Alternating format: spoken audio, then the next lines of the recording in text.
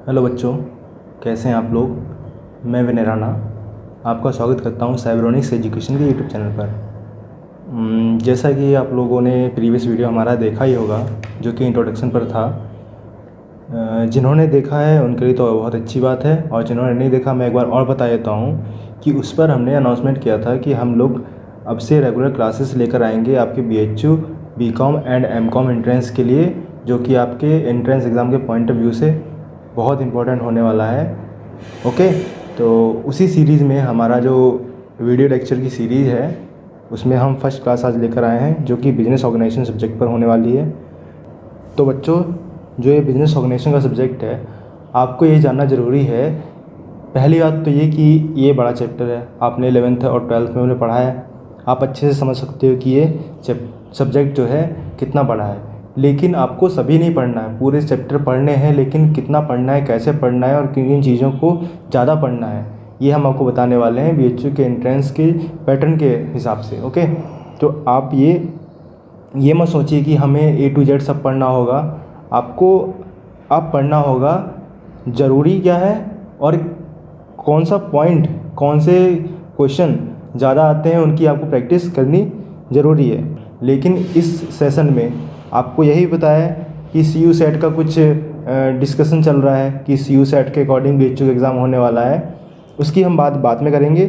लेकिन अभी तक CU सेट ने और BHU दोनों ने अनाउंसमेंट नहीं किया है कि हम किस तरीके का पेपर लेने वाले हैं। ओके, लेकिन ये सब चीज़ें दूसरी तरफ रखिए, क्योंकि जब भी CU सेट या BHU नोटिफाई करेगा आपको इसकी जानकारी मिल जाएगी। आप चैनल को सब्सक्राइब कर लीजिए। हम यहाँ पे जैसे भी कोई नोटिफिकेशन आता है हम आपको वो पहुँचा देंगे वीडियो बना करके। लेकिन आपको पढ़ना तो पड़ेगा ना, आप पढ़ाई तो नहीं छोड़ सकते। आपको BO पढ़ना है, BM पढ़ना है, इको पढ़ना है, अकाउंट्स पढ़ना है, FMM पढ़ना है, आज आपको सारी चीज़ें पढ़नी है। आप ये मत सोचिए कितने मार्क्स का पढ़ना है, आप ये सोचिए मुझे सब पढ़ना है, कंप्लीट पढ़ना है।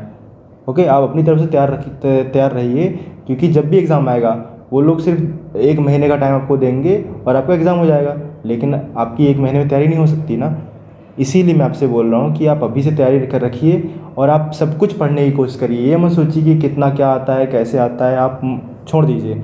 आप प्रीवियस ईयर के पेपर के पैटर्न को समझिए, जो कि हम आपको बता रहे हैं। हम भी आपको बताते रहेंगे, MCQ समझाते रहेंगे, पढ़ाते रहेंगे।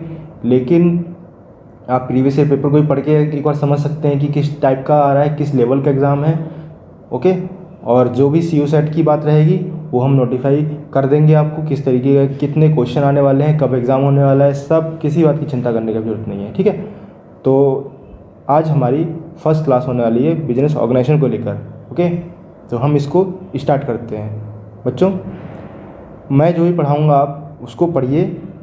ओके, और यहाँ पर मैं ये भी बताऊँगा कि कौन सा टॉपिक जो आया वो इम्पॉर्टेंट है, कि आपको ये चीज़ ज़्यादा से ज़्यादा पढ़नी है, प्रैक्टिस करनी है। आपको जहाँ भी MCQ मिले आप उसको पढ़िए। लेकिन हम MCQ की बात रही वो हम आपको देते रहेंगे। ओके, इसकी एक सेपरेट वीडियो भी बनाएंगे आपके लिए। तो जो भी चैप्टर हम पढ़ाएंगे, ओके, उस चैप्टर की पर्टिकुलर एक सेपरेट वीडियो पड़ जाएगी MCQ की, आपकी उससे बेहतर प्रैक्टिस हो जाएगी। ओके, तो सबसे पहले हम लोग शुरू करते हैं बिजनेस ऑर्गेनाइजेशन में ह्यूमन एक्टिविटी से ही पूरा बिजनेस ऑर्गेनाइजेशन चलते हुए चल के ख़त्म होगा। ओके, तो सबसे पहले हम जानते हैं ह्यूमन एक्टिविटी क्या होती है। ह्यूमन एक्टिविटी बिल्कुल नॉर्मल भाषा में बोली जाए, नॉर्मल लैंग्वेज में, नॉर्मल वे में बोला जाए तो ह्यूमन एक्टिविटी क्या है। एक जो पर्सन काम करता है, एक पर्सन जो भी काम करेगा वो एक एक्टिविटी होती है, और पर्सन कर रहा है, ह्यूमन कर रहा है, तो ह्यूमन एक्टिविटी। ओके, लेकिन बात ये आती है कि ह्यूमन जो होता है वो एक्टिविटीज़ करता है 2 टाइप की। ओके, एक होती है इकोनॉमिकल एक्टिविटी, दूसरी होती है नॉन इकोनॉमिकल एक्टिविटी। तो ये आपको समझना ज़रूरी है।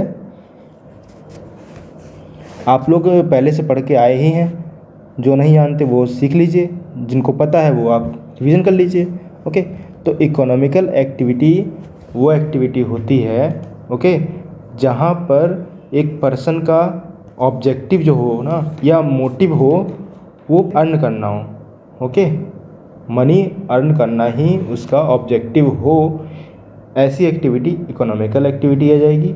इसको हम एक डेफिनेशन में बोलें तो activities which are undertaken by people with the object of earning money are known as economic activity. समझ गए आप। और दूसरी नॉन इकोनॉमिक एक्टिविटी, दूसरी आती है नॉन इकोनॉमिक एक्टिविटी जिसमें पैसे का कोई भी कोई भी टर्म यूज़ नहीं होगा। कहने का मतलब आपने जो भी वहाँ काम किया, जो भी एक्टिविटी की आपने, वो एक्टिविटी में आपका मोटिव पैसे कमाना नहीं था। उसमें सिर्फ आपका मोटिव या आपका उद्देश्य बस इतना था कि आपको सेटिस्फेक्शन मिल जाए, आपको बस सुख मिले। आपने वो काम इसलिए किया क्योंकि आपको अच्छा लगे, आनंद मिले। ओके, आपने इस मोटिव से नहीं किया था कि मुझे इस काम करके पैसे कमाने हैं। Okay, the activities which are undertaken by an individual या एक ह्यूमन के द्वारा किया जाए with a motive of getting satisfaction. Getting satisfaction are known as non economic activity. Okay, तो आप इसको समझ ही गए होंगे, लेकिन थोड़ा सा मैं एक और तरीके से बता दूं। जैसे कि इकोनॉमिक एक्टिविटी जो होती है उसमें आपका बिजनेस आता है, प्रोफेशन आता है, ओके, एम्प्लॉयमेंट आता है। ओके, लेकिन जो नॉन इकोनॉमिक एक्टिविटी होती है, ओके, उसमें आपका रिलीजियस बोल सकते हैं, दूसरा आपका बोल सकते हैं सोशल, ओके, और किसी भी टाइप का डोनेशन बोल सकते हैं। ये जो एक्टिविटीज़ हैं ये मेन एक्टिविटीज़ होती हैं इकोनॉमिक एंड नॉन इकोनॉमिक की। ओके, इसमें पहला आपका है बिजनेस, पहला ही आया आपका बिजनेस, दूसरा आया प्रोफेशन, तीसरा एम्प्लॉयमेंट। तीनों आप काम करते हो तो आपका यह मोटिव होता है कि आपको अर्निंग करनी है, आपको अर्निंग करनी है, कस्टमर को अपने सर्व करना है, आपको सर्विस देनी है, गुड्स प्रोवाइड करने हैं। अगर आप प्रोडक्शन करते हैं तो अपना गुड्स प्रोड्यूस करके आपको लोगों तक पहुंचाना है। ये आपका मोटिव होता है इकोनॉमिक एक्टिविटीज़ के अंदर, और साथ ही साथ पैसे अर्न करना। नॉन इकोनॉमिक एक्टिविटी की बात आए तो आप क्या करते हैं, आपका कोई भी मोटिव नहीं होता है पैसे कमाने का। आप बस कहते हो कि ठीक है हम ये काम कर देते हैं, हमें अच्छा लगेगा। ओके, जैसे कि रिलीजियस का एग्जांपल ले लें तो आप क्या करते हैं, अगर आप टेंपल गए या मॉस्क गए, ठीक है, आप चर्च गए, कहीं भी आप जाते हैं, गुरुद्वारे गए, तो आपको अगर लगता है वहाँ पे देखते हैं आप सर्विसेज की ये चीज़ और अच्छी होनी चाहिए, इसको और बढ़िया होना चाहिए था, यहाँ पर ये चीज़ें अवेलेबल नहीं है। ओके, तो आपने क्या किया, आपने कहा कि ये होना चाहिए और आपने उसके लिए थोड़ा सा डोनेशन दे दिया। तो डोनेशन जो है आपने दे तो दिया, आप ये तो नहीं कह रहे भैया डोनेशन मैंने दे दिया तो मुझे उसके बदले, मैंने 10 रुपये दिया तो मुझे 20 मिलेंगे, या मैंने 1000 दिया तो मुझे 2000 मिलेंगे, ऐसा नहीं ना सोचा।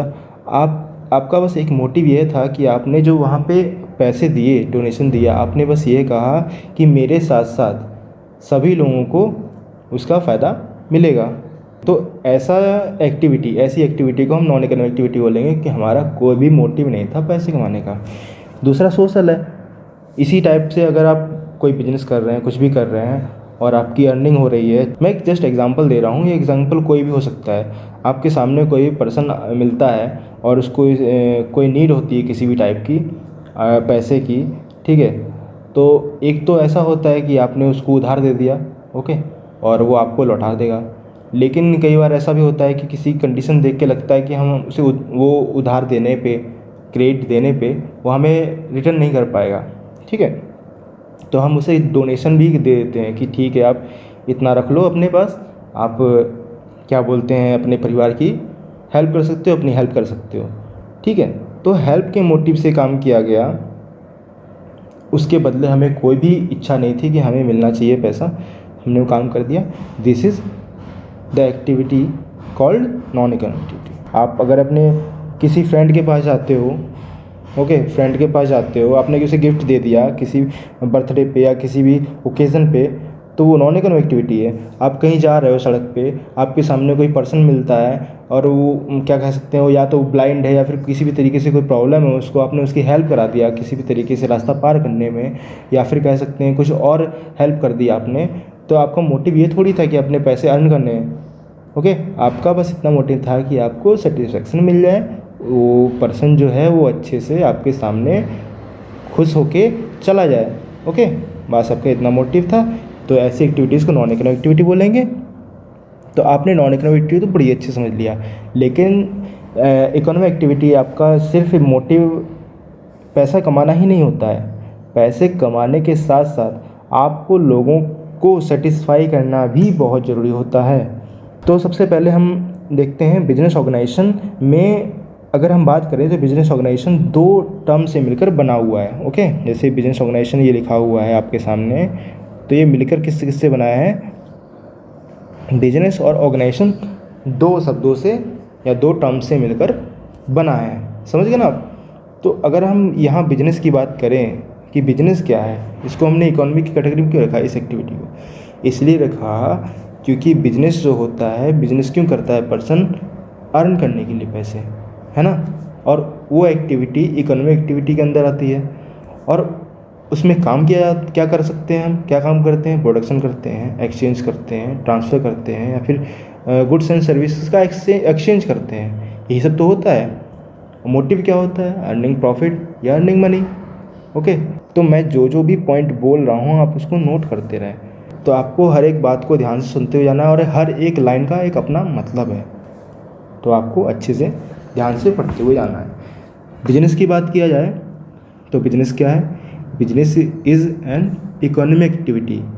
बिजनेस जो है एक इकोनॉमिक एक्टिविटी है which includes production, okay, exchange, transfer. Okay, कह सकते हैं आपने प्रोडक्शन किया, चाहे आपने एक्सचेंज किया, ठीक है, किस चीज़ का किया, चाहे आपने ट्रांसफ़र किया, किस चीज़ का? गुड्स एंड सर्विसेज का ऑन रेगुलर बेसिस। आपको रेगुलर बेसिस पे करना होगा। उसका मोटिव आपका प्रॉफिट अर्न करना होना चाहिए, ठीक है। तो ये आप समझ गए ना इतनी बात। या एक्टिविटीज़ में आप बता सकते हैं किस किस टाइप के एग्जांपल आएंगे बिजनेस में। आप कह सकते हैं कि फिशिंग आ जाती है, माइनिंग आ जाती है ना, फार्मिंग आ जाएगी। अगर किसी भी टाइप का आप प्रोडक्शन करते हैं, प्रोडक्शन आपने किया, होलसेल कर रहे हो, रिटेल में कर रहे हैं, तो ये सब आपकी बिजनेस में आ जाएंगे। दूसरा आता है आपका प्रोफेशन। प्रोफेशन भी मोटिव यही होता है आपको अर्न करना, ठीक है। प्रोफेशन में आपने क्या करते हैं? आप अपने आपको सर्टिफिकेशन मिलता है, ओके, आपको सर्टिफिकेशन मिलता है काउंसिल की तरफ से, प्लस आपको ट्रेनिंग दी जाती है।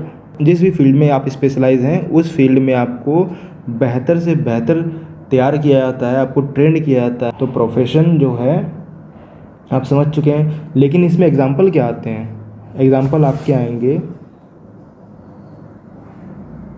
जैसे आप लॉयर एक एग्जाम्पल है। लॉयर भी प्रोफेशनल होता है, ठीक है। आप डॉक्टर बनते हैं, ठीक है, डॉक्टर है, सीए हैं, चार्टर्ड अकाउंटेंट आप जानते हैं, ठीक है। तो कहने का मतलब ये सब जो है वो प्रोफेशनल कैटेगरी आती है। तो इन सब का मोटिव भी तो प्रॉफिट अर्न करना ही है। तीसरी चीज़ आती है आपकी एम्प्लॉयमेंट। एम्प्लॉयमेंट क्या? आपका मोटिव तो क्या है? अर्निंग करना ही है, अर्निंग इनकम। लेकिन वो कैसे?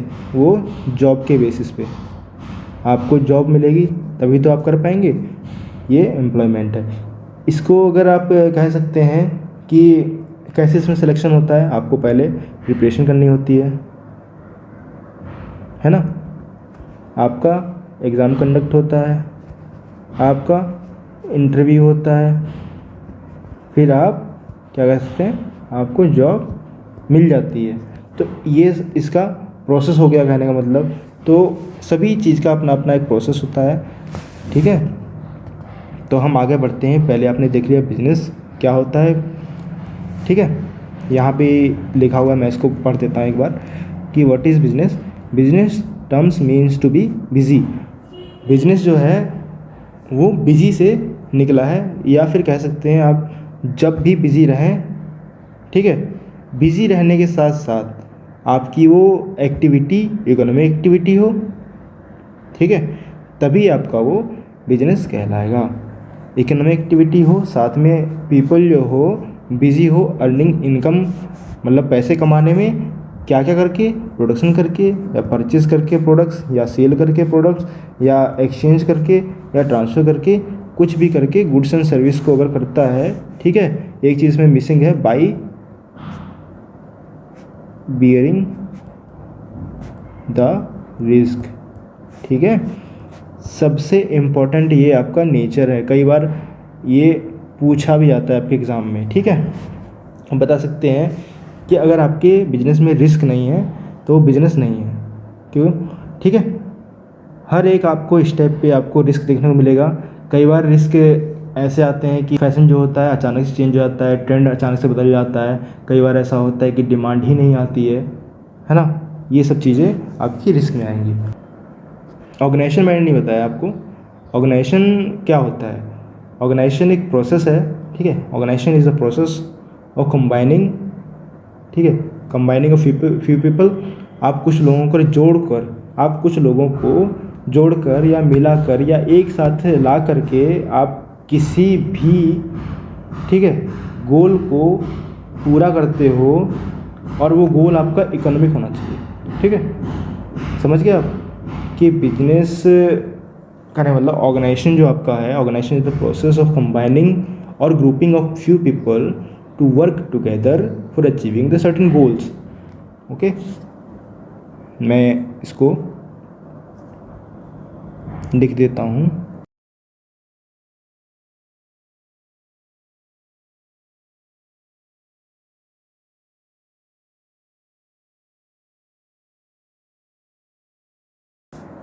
आपका कॉमन गोल नहीं है, ठीक है। आपने कोई भी काम ख़त्म करने के लिए आपने किसी भी गोल को अचीव करने के लिए आपने ऑर्गेनाइजेशन बनाया है और सबकी गोल अलग अलग हैं, तो आप उसे ऑर्गेनाइजेशन नहीं बोल सकते, ठीक है।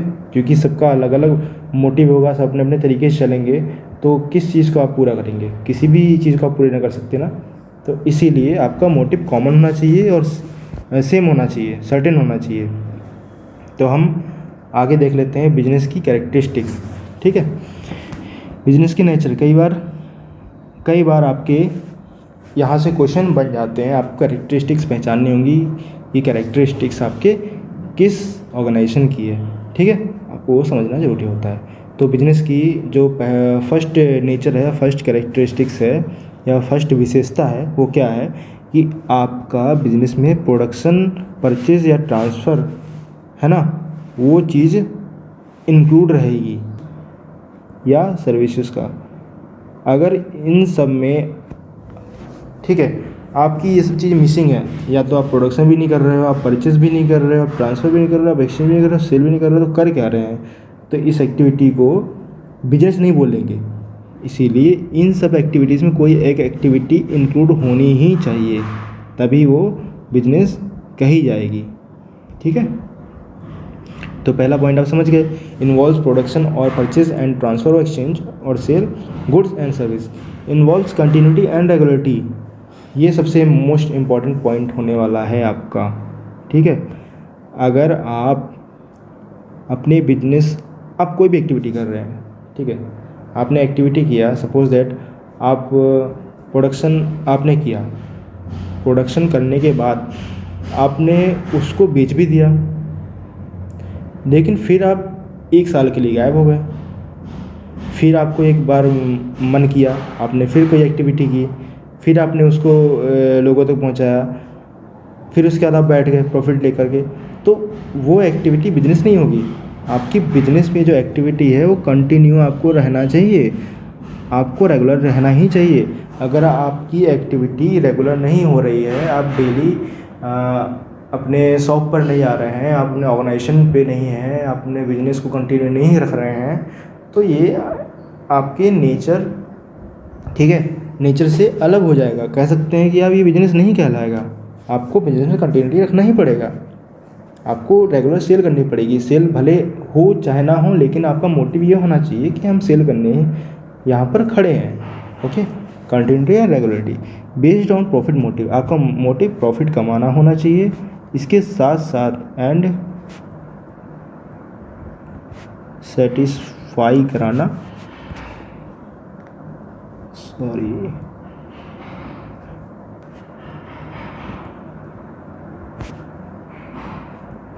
ठीक है।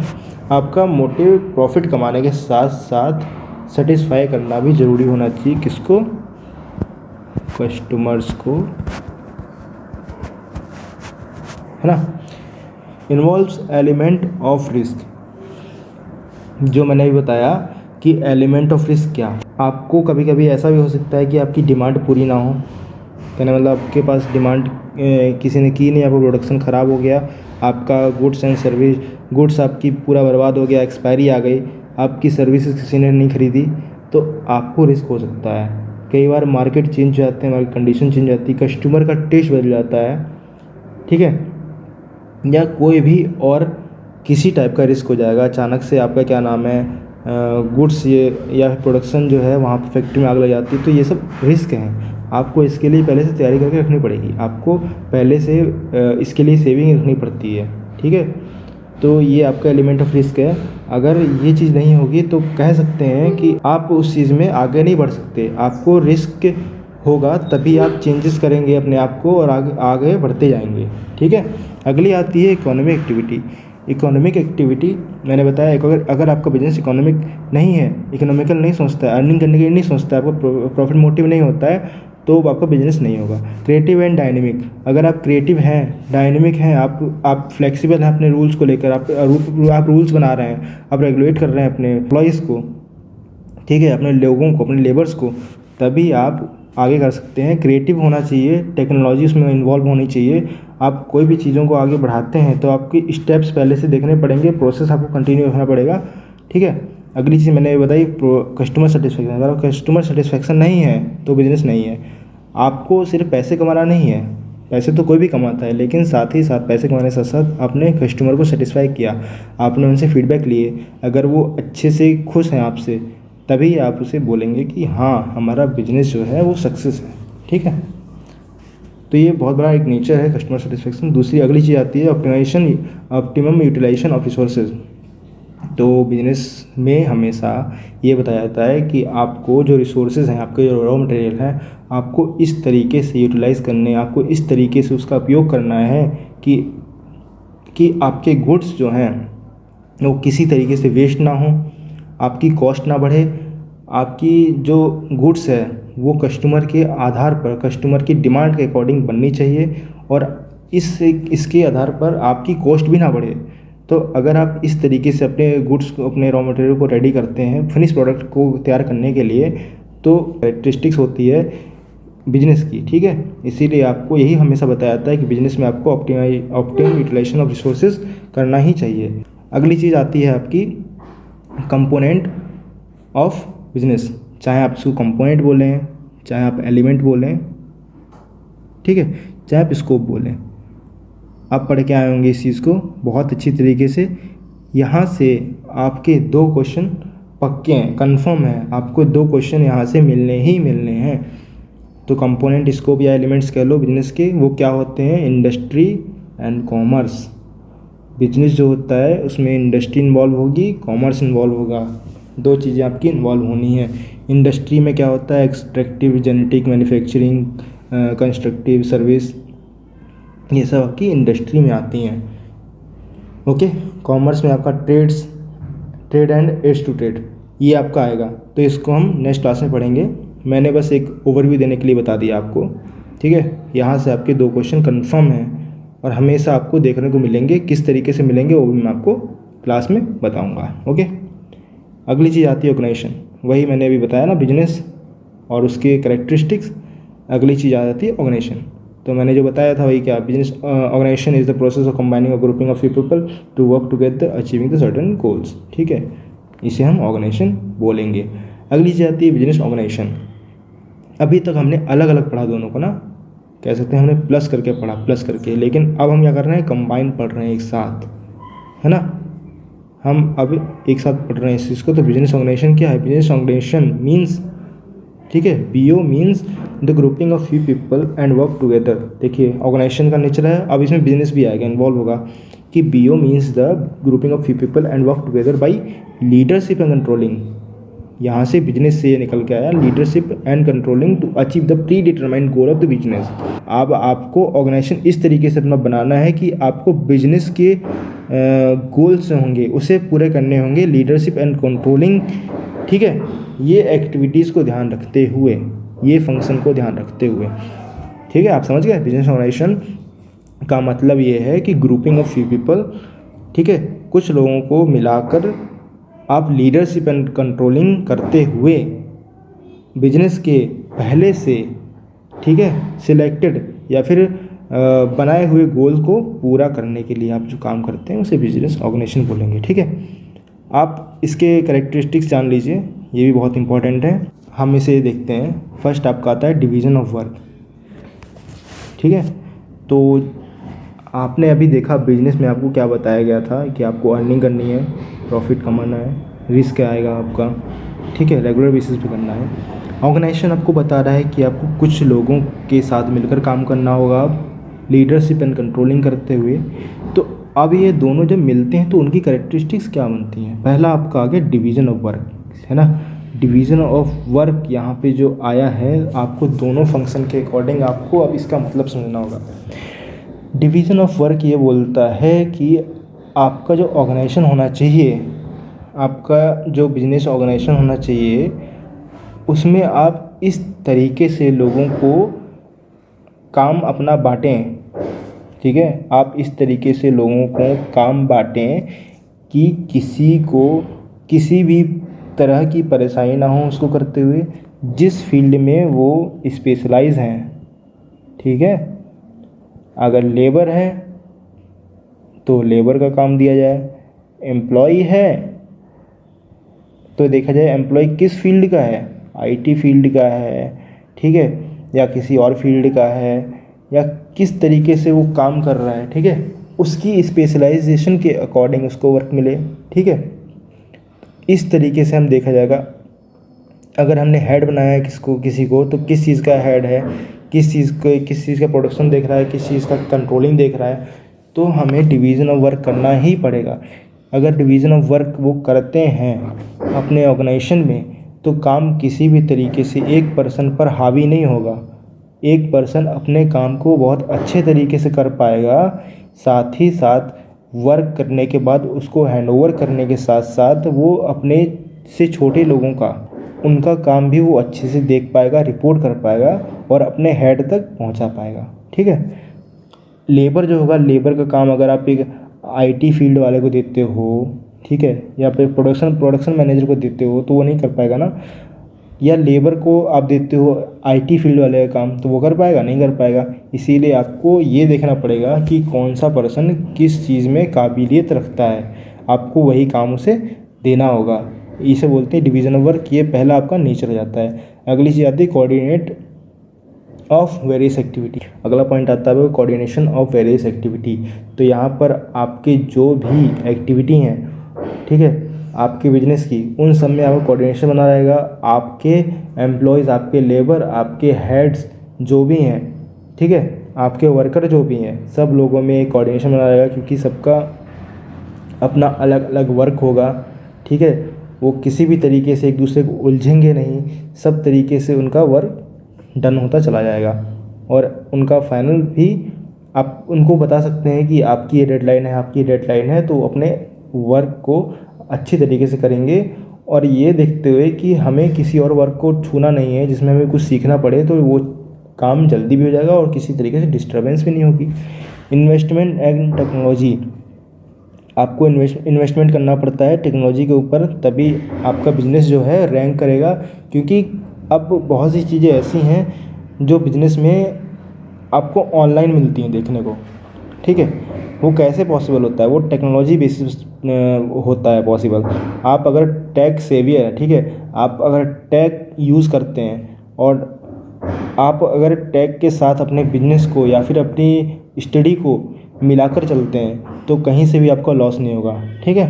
कई बार ऐसा होता है कि जो टेक को समझता नहीं, टेक्नोलॉजी को नहीं करता है अपने एक्टिविटीज़ में इन्वॉल्व, अपने बिजनेस में इन्वॉल्व, तो उसके साथ क्या होता है कि वो सबसे पीछे रह जाता है। उसके कॉम्पिटिटर जो होते हैं वो जो सही समय पे जो ट्रेंड को पकड़ लेते हैं, जैसे आप जानते हैं कि अभी ट्रेंड आया टेक्नोलॉजी का, उसने टेक्नोलॉजी पकड़ लिया। कई बार ऐसा होता है कि किसी भी फील्ड में आप जा रहे हैं, उस फील्ड में क्या चीज़ सामने आ रही है, अगर वो उसने उस चीज़ को अडॉप्ट कर लिया तो उसको आगे बढ़ने का मौका मिल जाता है। तो इस तरीके से उनको आगे बढ़ने के लिए टेक्नोलॉजी और इन्वेस्टमेंट दोनों ही ज़रूरी है। आप इन्वेस्टमेंट नहीं करते बिजनेस में तो आप पीछे रह जाएंगे। अगली चीज़ आती है म्यूचुअली एग्रीड पर्पस। ठीक है, ये जो मैंने बताया अभी, क्या बताया था कि कॉमन गोल होना चाहिए। अगर एक पर्सन का गोल कुछ और है, दूसरे पर्सन का गोल कुछ और है, तीसरे कुछ और है, चौथे कुछ और है, तो कहीं से भी किसी का भी गोल कंप्लीट नहीं होगा। इसीलिए म्यूचुअली एग्रीड पर्पस में यही बताया जाता है, यही कहा जाता है, आपका नेचर होना चाहिए कि आपका एक गोल होना चाहिए। आप उस गोल को पूरा करने के लिए तत्पर रहेंगे। आप उस गोल को पूरा करने के लिए आप अपनी पूरी मेहनत करेंगे। जो भी आप वर्क करेंगे, आपका एक गोल आपके आंखों के सामने होना चाहिए कि मुझे ये कंप्लीट करके दिखाना है। अब गोल आपका कुछ भी हो सकता है कि आप अर्निंग इतनी कर देंगे, ठीक है, आपकी कोई भी अर्निंग का एस्टिमेशन हो सकता है कि मुझे इतनी अर्निंग को पार करना है। आपके सामने हो सकता है कि मुझे इतनी सेल करनी है। आपके सामने हो सकता है कि मुझे इतनी डिमांड को सप्लाई देनी है। कोई भी आपका गोल हो सकता है, ठीक है, लेकिन गोल जो है एक कॉमन होना चाहिए। अगली चीज़ आती है इसका फंक्शन में, वीडियो के कैरेक्टरिस्टिक्स में आपका सेंट्रलाइजेशन ये भी डिवीजन ऑफ वर्क के ही पार्ट है, सेंट्रलाइजेशन एंड डिसेंट्रलाइजेशन। ठीक है, इसमें बताया क्या जाता है कि सेंट्रलाइजेशन जो आपका होता है, आपको जैसे कि आपका जो हेड है,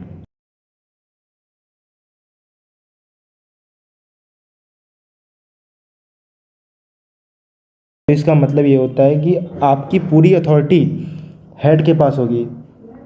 हेड जो है होता है सबके साथ अपना डील कर सकता है और सबको एक रेगुलेशन दे सकता है, रूल्स दे सकता है। आपको मानना पड़ेगा हेड की, ठीक है। डिसेंट्रलाइजेशन में ऐसा नहीं होता है। डिसेंट्रलाइजेशन में सबको अपना वर्क डिवाइड होता है, सब अपने मर्जी के मालिक हो सकते हैं। सबको एक अथॉरिटी दी जाती है कि आपको अपने हेड, आप खुद के हेड हैं, आपको अपने छोटे लोगों का वर्क करना है, लेना है, उनसे रिपोर्ट लेनी है। ये सब चीज़ें आपकी डिसेंट्रलाइजेशन एंड डिसेंट्रलाइजेशन में आता है। अगली चीज़ आती है कॉमन ऑब्जेक्टिव। आपका आप कॉमन ऑब्जेक्टिव, मैंने जो बताया कि आपको कॉमन ऑब्जेक्टिव होना चाहिए। सभी लोगों के का ये होना चाहिए कि एक सर्टेन गोल होना चाहिए। कहीं ऐसा ना हो कि किसी और का कुछ है, किसी और कुछ है, तो आप बीच में कंफ्यूज हो जाएं या परेशान हो जाएं। आप किसी भी तरीके से अपना काम ख़त्म नहीं कर पाएंगे और आप पीछे रह जाएंगे, ठीक है। तो आपका नेचर जो है उसमें कॉमन गोल, आपका कॉमन ऑब्जेक्टिव होना ही चाहिए, ठीक है फ्रेंड्स। तो यहाँ पे क्लास ख़त्म हो चुकी है और कल की क्लास में मैं आपको बताऊँगा component, scope and elements of business, ठीक है। इंडस्ट्री एंड कॉमर्स के बारे में पढ़ेंगे, उसमें ट्रेड एंड एड पढ़ेंगे और ये क्लास आपकी नेक्स्ट आपको कल मिलेगी, ओके, ठीक है फ्रेंड्स। अगर आपको अच्छा लगा तो आप लाइक कर सकते हैं और अगर किसी भी तरीके की आपको प्रॉब्लम आई या कन्फ्यूज़न है तो आप कमेंट पूछ सकते हो, ओके। और आप चैनल को सब्सक्राइब कर लीजिए।